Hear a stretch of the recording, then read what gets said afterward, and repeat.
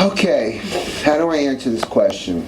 First of all, I don't really label myself a photographer. If I had to put a label on myself,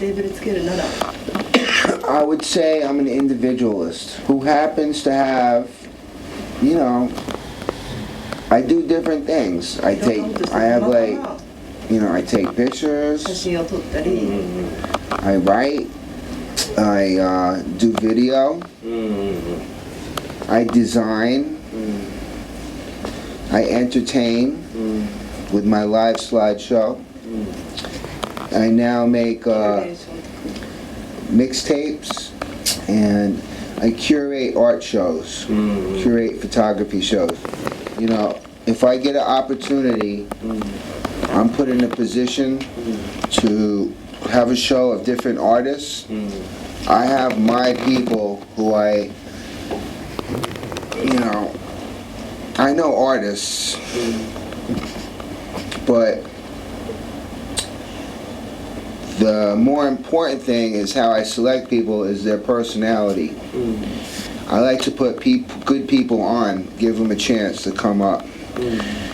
The talent is important, but the character of people who I put in my shows is, this is my equipment. This is all my equipment. I keep it simple. I have my phone number on in case I lose it. I want to show you something. Oh, here we go. This is one of my famous photographs. Andy Warhol on Basquiat. You can see? Let's let this do.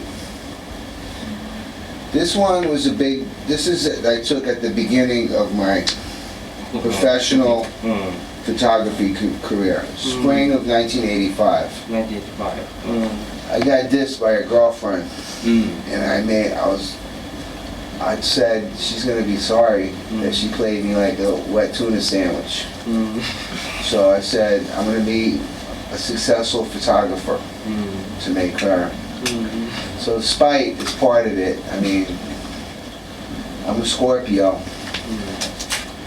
So, you know, I love photography, I love being an artist, but certain things drive me. Hey, whatever it takes, right? Okay, so I went, they were on their way there. I was across the street. I ran in front of them. I said, yo, can I get one shot? And Basquiat said to Warhol, he's cool. And they stopped and posed. I got, okay, thank you. You know, to me, photography just came naturally. And I basically didn't study to be an artist, so I was actually into just basketball. But I figured, let me have something artsy to do. Because I was going to a lot of art openings, and I was just like, fuck it. Then I took this camera, my ex-girlfriend who dissed me, so I would just go, put it on. And this is the thing, very important. I would go out, just being me. I didn't sport it like this. Like, I'm a photographer.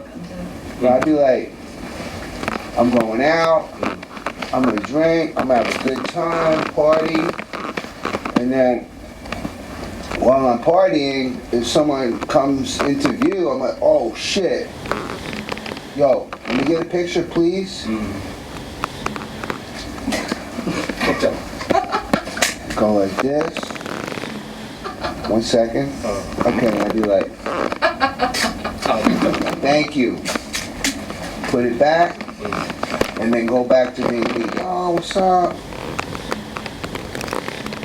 So, I'm me first. I don't go around, yo, I'm Ricky Powell, the photographer. Nah, no, that's for cornballs. Alright, Beastie Boys, you really went there, didn't you? Okay. Well, it started in 4th grade, 1971. Ad Rock, the Beastie Boys, his older sister was in my class. So we known each other since 4th grade. And I knew Ad Rock as a little kid. He was 5 years younger than me. So we grew up in the same neighborhood, Greenwich Village. And then, I see Adam growing up. I'd be like, hey, what up, kid? How you doing? Because when you're younger, a teenager, 5 years is a big difference. Between like 13 and 18, 14 and 19, big difference. So then in 1985, I was like 24, Ad Rock was 19, and he just joined the Beastie Boys. And I seen him around, and then I heard he was in the Beastie Boys, and I started hearing these things like, oh, they're on tour with Madonna, and they're a big deal. So let me go check them out. And spring of 1986, they started asking me if I wanted to come along to like Boston, to this club overnight, or Washington, D.C. So I took this shot in D.C. Spring of 1986. So that summer, I graduated college and I was a frozen lemonade vendor on the street.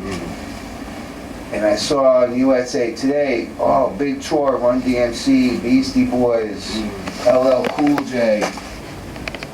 So I quit my job selling the frozen lemonade. I flew down to Florida, knocked on the back of the Dome, Tampa Dome. Ad Rock came out. I was like, yo, what are you doing? I was like, I'm in the neighborhood. So they gave me a bunk bed on the tour bus. And, I was on that tour, the Raising Hell tour, for a week in Florida, New Orleans.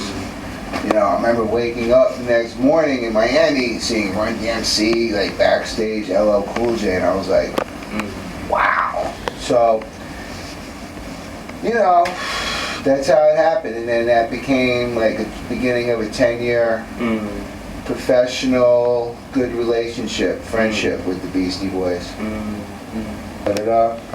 And I think that Mercedes is trying to, reinvent themselves, which is good for everybody, anybody. I personally believe in life, you have to reinvent yourself personally, professionally, to make your life interesting. If you stay the same way, it's weak.